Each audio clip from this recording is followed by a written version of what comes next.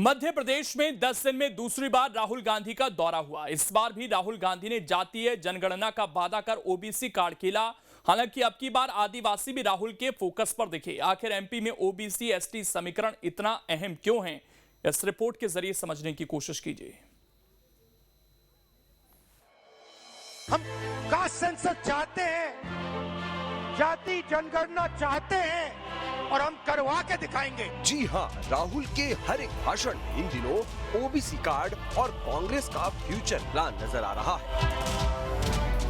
9 अक्टूबर को दिल्ली में जब राहुल गांधी ने प्रेस कॉन्फ्रेंस की, तब उन्होंने क्या कहा, आपको सुनवाते हैं। 4 घंटे हमारी कास्ट सेंसस पे चर्चा हुई, डिस्कशन हुआ और एक ऐतिहासिक निर्णय कांग्रेस वर्किंग कमेटी ने लिया है और यूनानिमसली लिया है। मगर मतलब कमरे में कोई ऐसा व्यक्ति नहीं था जिसने अपना पूरा सपोर्ट कास्ट सेंसस का जो कॉन्सेप्ट है उसको नहीं दिया। तो काफी खुशी की बात है। हमारे यहाँ चीफ मिनिस्टर्स बैठे हैं। हमारे चीफ मिनिस्टर्स ने भी डिसीजन लिया है कि वो भी राजस्थान में, कर्नाटक में, छत्तीसगढ़ में, हिमाचल में कास्ट सेंसस को आगे बढ़ाएंगे। 10 अक्टूबर को राहुल गांधी 10 दिन में दूसरी बार मध्य प्रदेश में थे।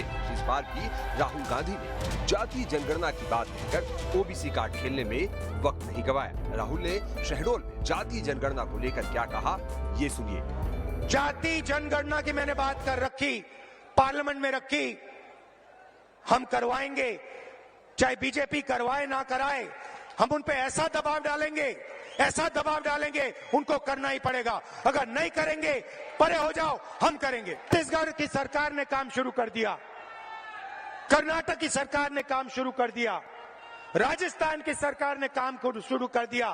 कहां तक भागेगी बीजेपी, कहां तक दौड़ेंगे? मध्य प्रदेश में हमारी सरकार आएगी, पहला काम हमारी सरकार का सेंसस कर देगी। क्यों?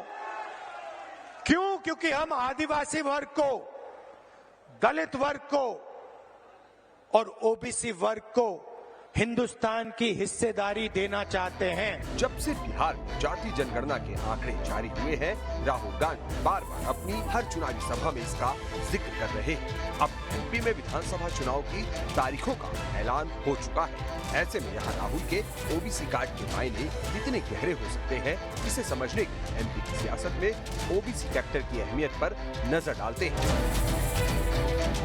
मध्य प्रदेश में करीब 49% ओबीसी यानी पिछड़ा वर्ग की आबादी है। सामान्य के साथ साथ आरक्षित सीटों पर भी ओबीसी निर्णायक है। चंबल से बुंदेलखंड और विंध्य तक ओबीसी आबादी सबसे ज्यादा है। इन क्षेत्रों के 13 जिलों में सबसे ज्यादा ओबीसी आबादी है। इन जिलों की 61 सीटों में 40 बीजेपी और 19 सीटें कांग्रेस के पास है। मौजूदा सरकार में 33 मंत्रियों में से 10 ओबीसी वर्ग से है। कमलनाथ सरकार में 29 मंत्रियों में 8 ओबीसी वर्ग से। 2018 में कांग्रेस में 40%, बीजेपी ने 39% ओबीसी उम्मीदवार मैदान में उतारे। एमपी में इस वक्त अनारक्षित 146 सीटों में 60 पर ओबीसी विधायक है, जबकि एमपी विधानसभा में बीजेपी 38 और कांग्रेस के 21 ओबीसी विधायक हैं। तो आंकड़े बता रहे हैं कि अधिकतम ओबीसी बाहुल्य सीटों पर बीजेपी का कब्जा है। ऐसे में कांग्रेस को सत्ता में वापसी करनी है तो ओबीसी वोटर्स को अपनी ओर खींचना ही होगा। बहरहाल शहडोल में राहुल गांधी ने जातीय जनगणना के कार्ड के साथ साथ आदिवासी कार्ड भी खेला। आदिवासी शब्द का मतलब, जब पहले हिंदुस्तान आया, पहले लोग जो यहां रहते थे, जो इस जमीन के मालिक थे, उनको हम आदिवासी कहते हैं। हिंदुस्तान की जमीन, जल, जंगल पर आपका सबसे पहला हक बनता है, यह है इसका मतलब। अब ओबीसी के बाद राहुल गांधी का आदिवासियों पर इतना फोकस क्यों है, इसे भी मध्य प्रदेश में आदिवासी वोटरों के समीकरण से समझते हैं। एमपी में 230 में से 47 सीटें एसटी के लिए रिजर्व हैं। इनमें 28 कांग्रेस और 18 सीटें इस वक्त बीजेपी के पास हैं। एमपी में 29 लोकसभा सीटों में 6 एसटी के लिए रिजर्व हैं। 6 एसटी रिजर्व लोकसभा सीटों में से सभी बीजेपी के पास हैं। एमपी में 80 से ज्यादा सीटों पर आदिवासियों का प्रभाव है। एमपी में करीब 22% से ज्यादा आदिवासी वोटर हैं। तो आदिवासी वोटरों का गणित ये बता रहा है कि राहुल अगर अपनी सभा में कांग्रेस को जनजातियों का हितैषी बता रहे हैं तो इसके पीछे कौन सा गणित है। वो जिस तरह से पिछले चुनाव भारतीय जनता पार्टी ख़ासतौर पर नरेंद्र मोदी जी खुद बार बार धर्म की तरफ मोड़ते थे, तो मुझे लगता है कि कांग्रेस अब कमंडल के खिलाफ मंडल वाला जो फार्मूला है फिर उसको लागू करना चाहती है और इसी आधार पर वो चुनाव को अपने को सेंट्रलाइज करना चाहती है। क्योंकि जिस तरह से वो सनातन का जोर पकड़ा पिछले 3 महीने, आप देखेंगे कि जिस तरह से कथाएं हुई, धार्मिक आयोजन किए गए और प्रतीकात्मक रूप से सनातन बनाम गैर सनातन का जो नारा लगाया गया, तो वो अब भारतीय कांग्रेस उसके काट में जो है जातीय जनगणना में आ गई है। हालांकि सिर्फ राहुल गांधी या कांग्रेस नहीं बल्कि खुद बीजेपी खेमे में भी ओबीसी और आदिवासी वोटरों को अपनी ओर खींचने के लिए सियासी कवायद जारी है।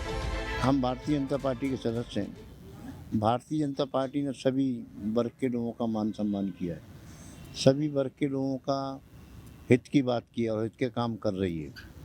अब ये अलग अलग मत है, अलग अलग पार्टियों के, वो किस लाइन पे जा रहे हैं, तो अगर वो करा रहे हैं तो उसमें उनके क्या पीछे क्या उद्देश्य है वो तो वही लोग जाने।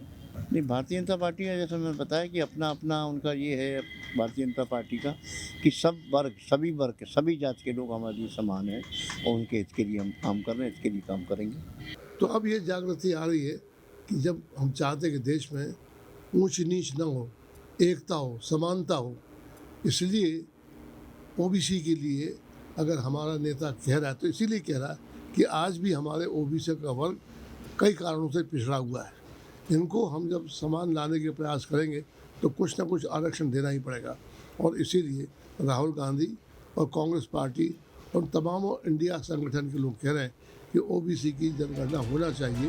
मध्य प्रदेश विधानसभा में कुल 230 सीटें हैं और 115 से ज्यादा सीटों पर ओबीसी और एसटी वोटर निर्णायक हैं। वहीं वोटरों के अनुपात की भी बात करें तो एसटी और ओबीसी मिलाकर कुल एसटी और ओबीसी वोटरों की तादाद 70% से ज्यादा बैठती है। ऐसे में राहुल गांधी का बार बार ओबीसी और एसटी कार्ड खेलना ये बताता है कि एमपी में सत्ता की चाबी किसके पास है। पार्टी के नेता अगर ये वचन दे रहे हैं तो कहीं न कहीं आने वाले चुनाव में कांग्रेस पार्टी इसका फायदा लेना चाहती है। मध्य प्रदेश में दिए गए इस बयान के फायदे केवल यहीं तक नहीं बल्कि छत्तीसगढ़ और राजस्थान में भी अपना असर दिखाएंगे। यही वजह है कि राहुल गांधी ने जातीय जनगणना का मुद्दा उठाकर भारतीय जनता पार्टी को बैकफुट पर और कांग्रेस को आगे लाने की कोशिश की है। Vinod Sharma, news state.